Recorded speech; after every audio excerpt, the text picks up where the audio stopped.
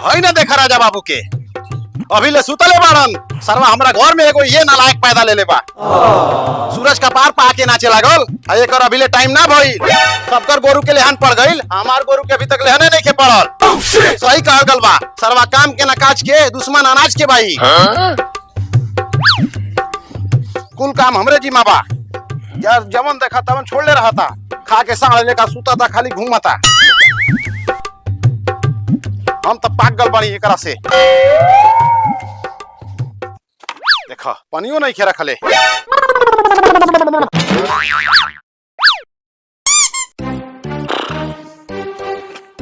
रुक साला, तोरा के हम से दबा देते हैं। पीछे देखो पीछे। अरे दादा हो कौन ब्रेक नहीं पहुंच गए। अरे बाप रे बाप, होई ना देखा साला के बाप के गाड़ी देता। हम कहा कुछ कोनी हो, हम तो कोनी हो कौन बाहू बाबूजी। सिखाइबा सारा ऊ बाप नु बानी बाप, मारा पार्टी से धुना जाइबा। तू बाप ना मां बाप बोलो। तो तू लोग में के मारे जला मोड़ दे। रुक सरवा रुक, तू ऐसे ना मन बे। आ सारे हां ये ऐसे ना सुधारी सरवा, एकर बियाह कराई के पड़ी। अब बे चोली घगरा जुआ के फोन करके बुलाओ तनी, एकर बियाह कराओ तनी। जबले ना जाई एकरा गाड़ी में मारो वाला बास, तबले ना होई एकरा गृहस्थी के आसास। नमस्ते, हम अगुआ चली घुंघरा, ब्याह करावल हमार काम बा, यही से तो हमार बड़ नाम बा। जंगली बाबू बतावल जाओ काहे ला बोलनी है रउआ? चोली घुगरा जी, हमारा बड़का बेटा के बियाह करे के बा, कोनो नीमन लड़की होके त बताई रउआ। लड़की हमरा लड़की के तो लाइन लगल बा, कौना वैरायटी के चाहिए रउआ? गोर करिया लूल लंगड़ आनर बानर। हाँ बताई। हे महाराज, लड़की के वैरायटी बताओ तारी की बीमारी के बाते। कोनो सुंदर सुशील होके त बताई रउआ। जंगली बाबू आपका बेटे का शादी करना है, ये हमको पता है। मेरे पास सुंदर भी है, सुशील भी है, आओ भुअर की अखिया वाली मोनालिसा चली। कोनो रेंज में होके त बताई। रेंज में तो बिया एगो लड़की, बाकी एक आके आनर बिया। आ एगो और प्रॉब्लम बा, उका 4 दिन पर नहा ले। रे साला चोली खंगरा, ओकरा के लड़की काहे के कहत हुए, ओकरा के चुड़ैल काहे ने घोषित कर देत हुए? रे बाबू, बात संभाल के, कौना बदतमीज के लिखा महाराज। वो बदतमीज हम ही बानी। तबे बदतमीज के बियाह हम ना कराए चाहता नहीं, एकरा बोले के तनको तमीजे नहीं के। ए जाना तोरा जैसन ओगो फोगो ढेर देखे बानी। ए साला बदतमीज, चुपचाप खड़ा रह सुत से, ना तो मार के चप्पल से गाले लाल कर दे। तू बैठ मत दे, निकल के बाद में पुआला खा के। ठीक बा, जाता नहीं, बिहाने तिलकरू लेके आई, मगर आई झंडू को समझा दीजिएगा। देखो तनी सर कैसे बियाह करवाओ ताड़ा। कल आवत बिहानी मेहमान लगी, बतावा तनी तोरा। Oh yes. प्रणाम। ठीक बा, प्रणाम। रे बदतमीज, काल तोर तिलकरू आवत ना, आ कौनो प्रकार का गड़बड़ी कइले ना त मार के पीठ पर का चमड़ी उधर दे। ना झिंगना के बुला ले। हां बोलावा। अरे सूद जागी थोड़े दोपहरिया के दिन राज को जाग जला लेकवा। तू तो हमें आज मार ए झिंगन, जा हुआ कि न जता। झिंगनवा हम नहीं खी सुतल बानी। Oh no. अरे ओई बे कि हमनी का आवे के। ना रुक, हम आवत तानी। आओ पीछे देखो पीछे। कारे साला दोपहरिया में काला डिस्टर्ब कैले वाला सा।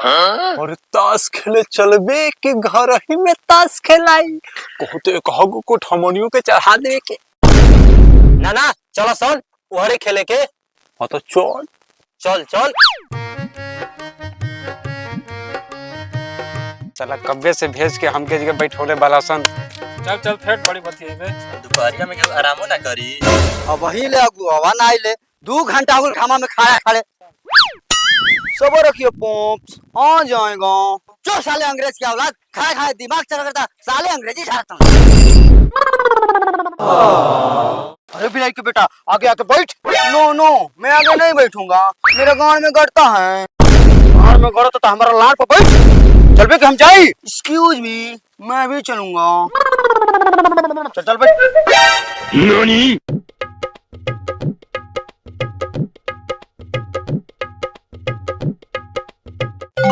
अरे भाई अरे आई आई मेहमान सब कौन दे, कौन दे, बैठ बैठ बैठ बैठ बैठ बैठ बैठ। एनिया कहाँ रे, एनिया कहाँ? भागना तो बम फेंक दे, बम फेंक दे। अरे उठ ना रे सरवा, जाके मेहमान सबके पानी में ठली आओ। हद तोरा वही चोदो मरवा देना सा। मेहमान सब एकरा बात के बुरा मत मानब, एकरा पबजी की बीमारी हो। तब मेहमान सब रास्ता में कोनो दिक्कत ना भला आवे में। नहीं नहीं नहीं जी, कोनो परेशानी ना भइला। हाँ दौर वो बड़ा वाला डंडा गाड़ में चुभ रहा था। No!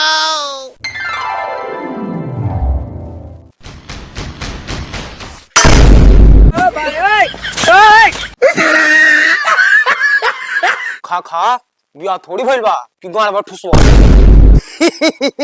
जंगली बाबू लड़का के बुलावल जाओ।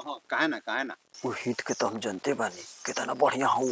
बबुआ भैया के बोला के लेके आवा तो जा।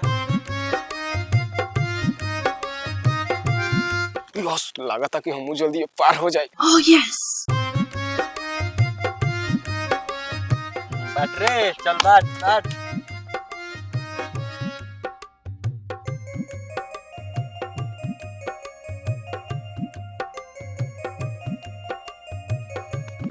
रे साला हिजिंग बैठ के ताश खेलता ले, दोबारा तिल को हरुएल बन। चल चल। Hey!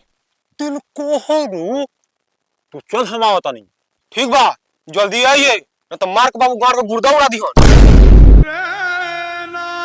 साला हमार बापा पागल आ गेल बा, हमरा बियाह नहीं के करके साला रोज के रोज तिल को हरू बुलावता। ओहो, तोरा बियाह नहीं के करे के? एगो उपाय बताई बोतल। कहो बताओ ना, बताओ। आओ आओ। आटी और पे आ रूटी आ। ठीक कले हो, ठीक कले हो। कैसे बियाह काटा जाना? मजा खराब हो गेल यार।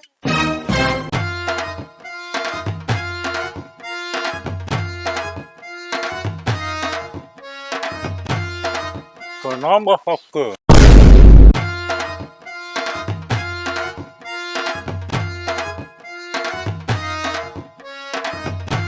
चौली जी ये लिखवा बा का? जी ये लिखवा बा। ई महाराज लिखवा बा छुछुनर बा। छुछुनर ना देखिए, हुनर देखिए, हुनर। बबुआ तोर का नाव बा? बोतल। रे साला तिल को हरू भगई भी का? बहुत गंदा लड़का है पोप्स, पैर पर उल्टी कर दिया टट्टी बॉय। तो कटावे ले। ये महाराज नाम पूछनी तो पहले फतुर सर, कहीं कहाँ पूछे तो हवे नहीं। भिलाई बाबू जब आइए गोल बनी तो कबो पूछली कबो। अच्छा अच्छा ठीक कन्या। बबुआ का करेलो? गाड़ी चलाएगा। अच्छा बस चलावेला। Hey! समझ गनी ट्रैक्टर चलावेला। ना। अच्छा अच्छा टेम्पू तो जरूर चलाओ थुई बो। खाली मोटरसाइकिल चलाएगा सड़ऊ। ये महाराज ऐसे लगा से बिया हुई ना, हुनर बा ना सुनर बा। तो बोलियो ताक ली, ई सुनर भी बा, हुनर भी बा। लेहना वो सब कर लेहिला। तो रे साला बड़का का होइबे न करी, छोटका कैसे हुई रे? साफ है भी छुछू ना रे पॉप। हम तो और का केवन बाप एकरा के अपन लड़की दे जी। चल रे बचवा चल। जा जा, तोरा लेखा बहुते यहाँ जी। हाँ ई पेड़ रहे तो बहुते ढेला गिरी। ढेला गिरी कि ना गिरी, मगर तोरा कपार पर चप्पल जरूर गिरी। ये रहल ससुर त रणुए मर्जी बा, कबो भी आना होई। हमरा बार से बियाह ना हुई, माल के कमी थोड़े बा। Hey!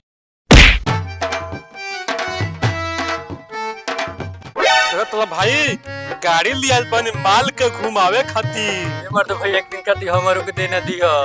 ले ली। हाँ घूम बड़ा तार नाम ले। हाँ तो लेना चाहिए, अपन बा का पूछे के बा। और ये साला घोपाना कोना का भूगत भी है रे, बड़ा चमचमाती है रे। गाड़ी कैसे छूट ले रे? हमारा गाड़ी के इज्जत चल गई रे।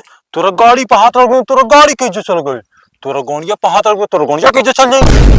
अच्छा तोर बाप दादा कब ऐसा गाड़ी देखले होई? रे बाप दादा पे मत जो, नहीं तो हम दाई महतारी बचल ढेर बोलता भाई, मारने एक फट मुंह फूट जाए। साला बता तनी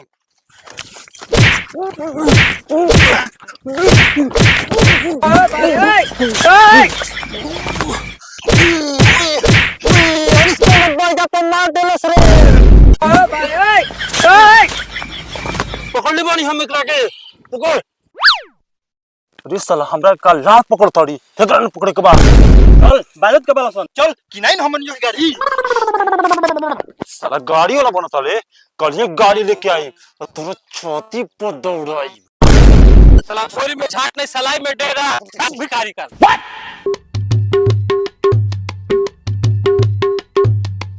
देख ले बेटा जा। अरे साला गाड़ी के तो कह देने हो, बाकी गाड़ी आई कहाँ से? तो साला गाड़िए के ना कहले हो, जहाज के थोड़े ना कहले हो। हाँ लेकिन बाकी आई कहाँ से? हमारा दिमाग में एगो धांसू उपाय बा, सुन बतावा तनी। बियाह कले और दहेज में गाड़ी मांग ले। ना बियाह ना करब। रे साला बियाह करबे तो दहेज में गाड़ी मिली, तुम न देख कौन ये गोड़ियां झड़ जाई। तनी सोच के देख, सोच के।